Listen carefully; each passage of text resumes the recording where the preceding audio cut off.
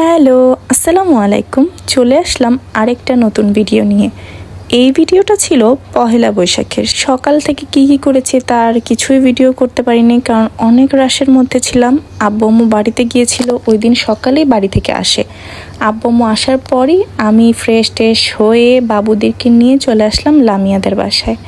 Aunty একদম বোল সাজিয়ে রেখেছিল, পান্তা ভাত, ইলিশ মাছ, ভর্তা টর্তা দিয়ে সব নিয়ে খেতে বসলাম। যে এই দিনটা থেকেই আমার অসুস্থতা শুরু, যে অসুস্থতার কারণে আমি এতদিন ধরে কোনো ভিডিও দিতে পারিনি। ওই দিন দুপুর থেকে আমার প্রচণ্ড রকমের কানে ব্যথা শুরু হয়েছিল। সেই কানে ব্যথা নিয়েই আমি অনেক ঘোরাঘুরি করেছি। তখন পর্যন্ত পাত্তা দিয়ে ভেবেছিলাম ঠিক হয়ে যাবে, বাট আজকে 10 দিন হয়ে গেল, এখন পর্যন্ত স্টিল না আমি ব্যথাটা ক্যারি করতেছি। আমার ব্যথা ঠিক হচ্ছে না একদমই। এখানে সাদি আমার চুল বেঁধে দিচ্ছিল, আমি ওটা একটু ভিডিও করেছিলাম।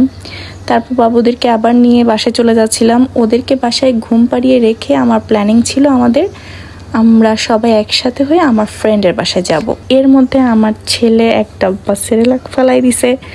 আমি রেডি হয়ে দেন এগুলো আবার ক্লিন করলাম। মাথা একদম গরম হয়ে গেছিল, মানে ইচ্ছা করতেছিল আমি ওকে দিই 2-3টা। আর এই যে সব সুন্দরীরা শাড়ি পরে চলে এসছে। লামিয়া সাদিয়া শাড়ি পরেছিল, আমি শাড়ি পরি নাই, 3 পিসি পরছি। আমার এত গরম লাগতেছিল আর মনে হচ্ছিল শাড়ি পরে গেলে আমি একদমই কমফোর্টেবলি ঘুরতে পারবো না, একটু বসে আড্ডা দিতে পারবো না। তারপর আমরা চলে আসলাম নিসার বাসায়। তো এখানে এসে যে আমরা লিফটে এক দল যাচ্ছি। ওদেরকে মাশাআল্লাহ এত প্রিটি লাগতেছিল, সবচেয়ে প্রিটি তো লাগছিল তাহাকে অবশ্যই। আর এই যে নিসার বাসায় নিসার কিছু বাচ্চা কাচ্চা এত কিউট লাগছিল দেখে, পাখিগুলো একবারে ছটফট করছিল, এত সুন্দর। কোনটা মেয়ে কোনটা ছেলে বোঝার উপায় নেই। এই পাখিগুলো এত কিউট হয় যে মনে হয় সবগুলাই মেয়ে, কোনো মনে হয় ছেলেই নেই ওদের প্রজাতিতে।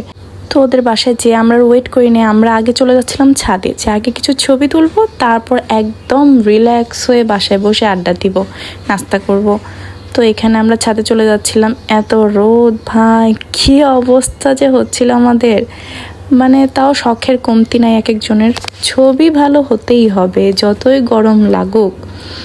ওর বাসা থেকে আশেপাশের ভিউটা এত সুন্দর লাগে দেখতে, সব দেখা যায়, রাস্তা, ফ্লাইওভার, আমাদের মানে পুরা মাটিকাটাই মনে হয় দেখা যায় ওর বাসা থেকে। তো এখানে এই যে স্ট্রাগল করছি আমরা ওড়না ওড়ানো নিয়ে। কিছুক্ষণ আগে আমি লামিয়ার শাড়ি উড়াইছি, তো ওটা দেখে আমারও শখ হয়েছে, আমিও ওড়না উড়িয়ে ছবি তুলবো। এই অবস্থা আসলে খাওয়ার মাঝখানে। খাওয়ার শুরুতে আমি কোনো ভিডিও করি নাই। নিসা মোমো, উইংস এগুলো বানিয়েছিল আমাদের জন্য। আমরা খেয়ে একদম গরমে বিধ্বস্ত অবস্থায় দেন বাসায় ফিরেছি সন্ধ্যায়। আর এখানে দেখেন না, মেকআপ টেকআপ রিমুভ করে আমাদের এক একজনের অবস্থা খারাপ গরমে। আমরা রিক্সা করে বাসে যাচ্ছি। এই যে আমি জানি এদেরকে জিজ্ঞেস করেছিলাম এরা কারা, চিনতেছিলাম না। তো এভাবেই পহেলা বৈশাখটা কেটে গেল। আজকের মতো আল্লাহ হাফেজ।